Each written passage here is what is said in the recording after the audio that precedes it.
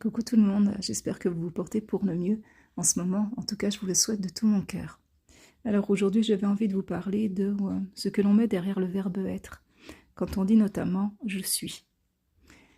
Le « je suis », c'est ce qui va nous définir. Le verbe être, c'est un état d'être, c'est ce que nous sommes.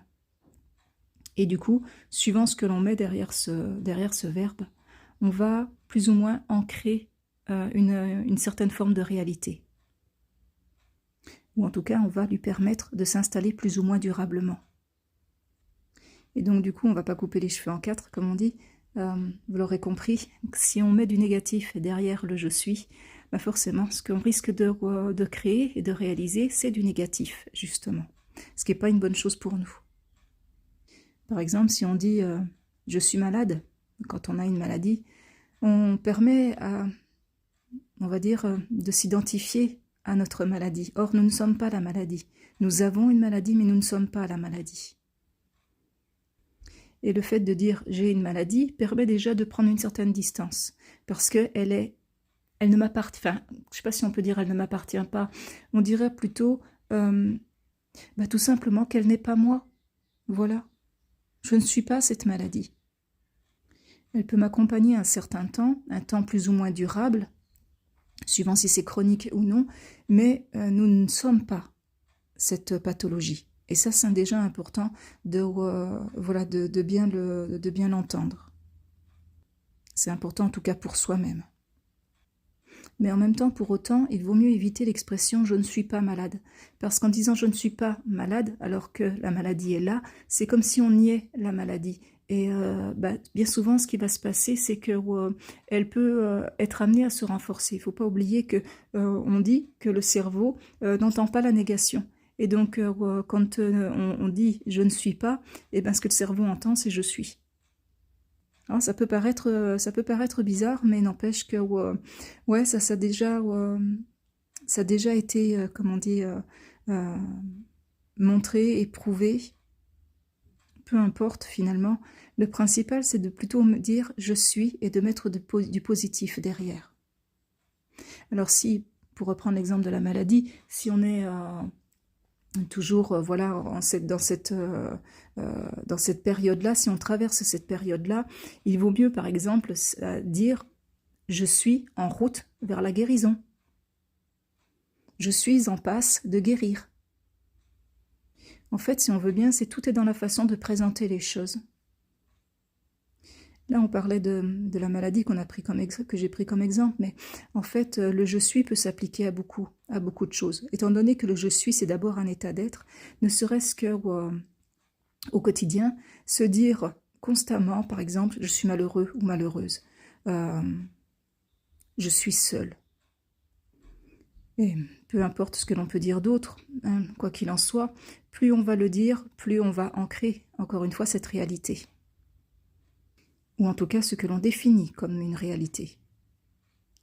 Alors je sais que pour les personnes qui ont l'habitude de penser négativement, ou d'avoir des pensées négatives à leur encontre, c'est très difficile d'avoir à changer du jour au lendemain leurs pensées. Et à ces personnes, j'aimerais me permettre de leur dire que déjà prendre conscience de ce que l'on se fait avec ce type de pensée, ça sera déjà bien. C'est un premier pas, ou ça sera un premier pas. Alors oui, on peut être malheureusement victime d'une situation, d'un événement, d'une personne, on va dire à un temps T de notre vie, une ou plusieurs fois dans notre vie, oui ça arrive malheureusement, mais la différence, c'est nous qui allons la faire. Souhaitons-nous être victimes toute notre vie en entretenant un « je suis » qui va être négatif? Personnellement, dans ce que je ressens et dans la façon dont je vois les choses, après voilà, je ne force personne à le voir de la même manière, bien évidemment, je me dis que notre âme, nous, puisque nous sommes une âme, nous sommes puissants au-delà des mots. Nous avons une force intérieure que l'on ne soupçonne pas, que l'on ne voit pas. Si on regarde uniquement au niveau de notre incarnation, bien sûr, on va se dire on a des faiblesses. Bien sûr qu'au niveau de la, on va dire de la physicalité, enfin de l'aspect physique plutôt, de la matérialité, on peut avoir l'impression de ne pas être suffisamment fort, forte, de ne pas avoir les épaules pour traverser telle ou telle chose.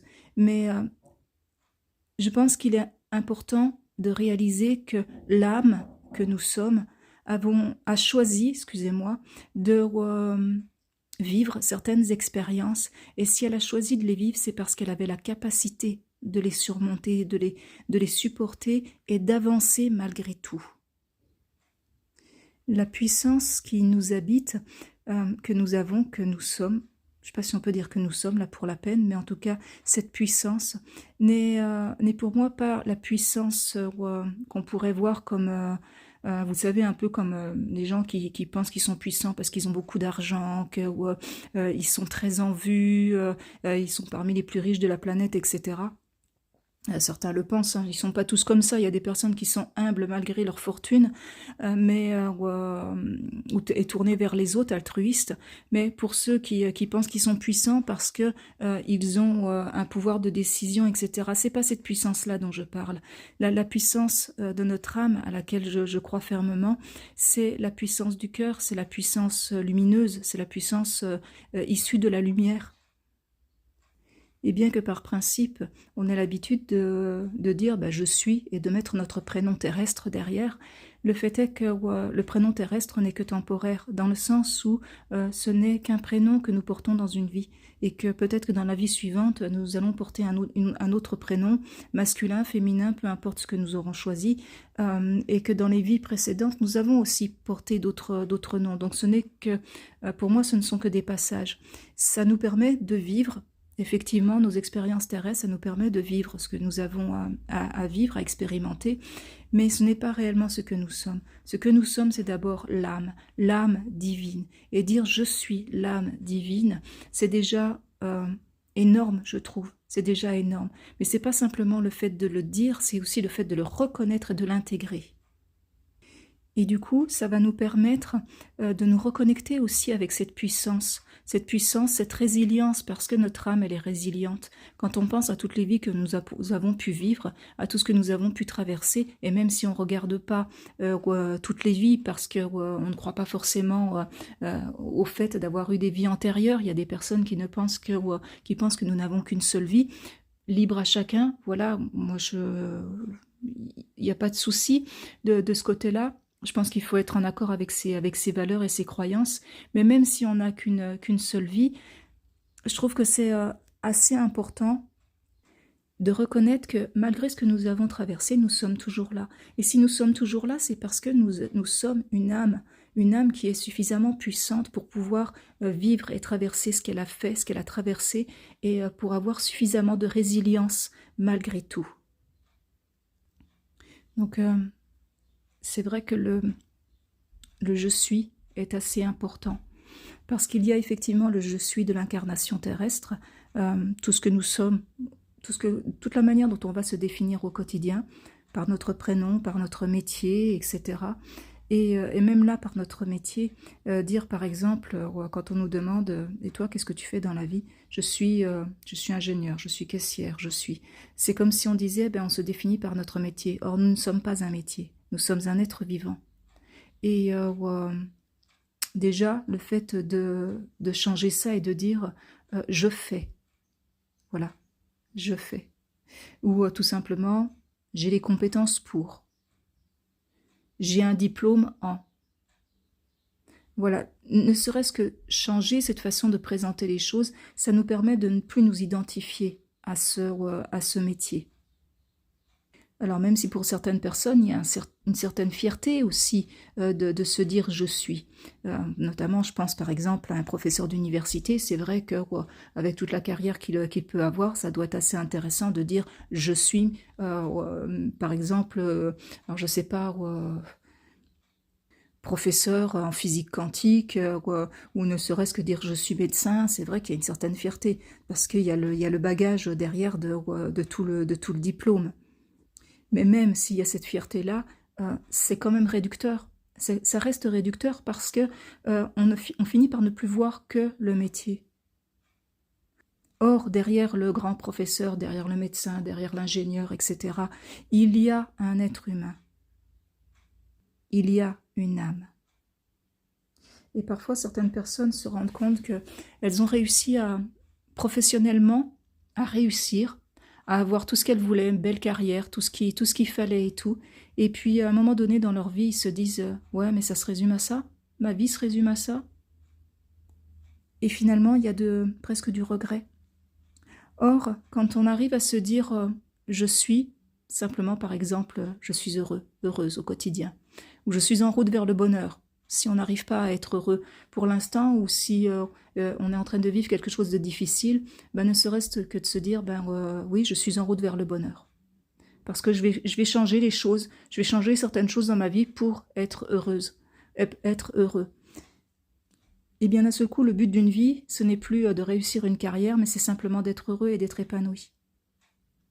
Et finalement, peu importe les circonstances, peu importe que l'on ait énormément d'argent ou peu, on peut être heureux. Moi, j'y tiens, comment dire, j'y crois fermement. Bien sûr, on ne va pas se leurrer. Bien gagner sa vie ou avoir ce qu'il nous faut financièrement, ne pas tirer la corde ou tous les cordons de la bourse tous les mois, ça contribue, bien sûr, parce que ça nous enlève des soucis. Ça, c'est évident, je ne dirais pas le contraire. Mais même là, le « je suis » est important.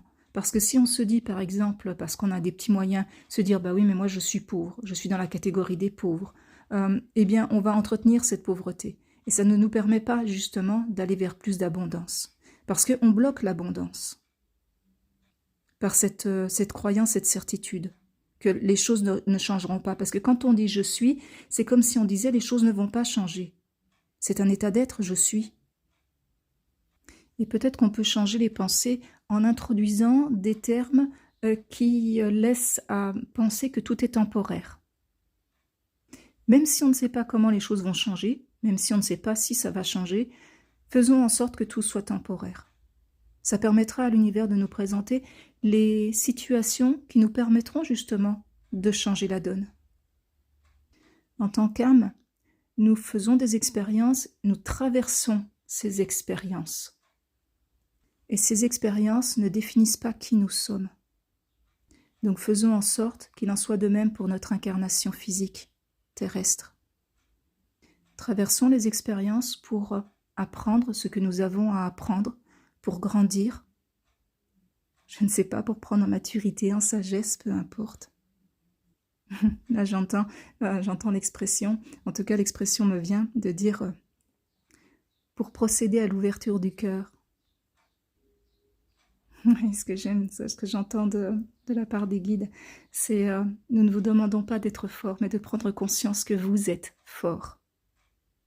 Donc voilà, donc ce sera sur, on va dire, les mots de la fin. J'avais dit que je ne voulais pas faire très très long, donc je vais laisser le mot de la fin au guide. Je vais vous laisser, j'espère que ça vous aura parlé, que ça va pouvoir aider certaines personnes, ça serait chouette.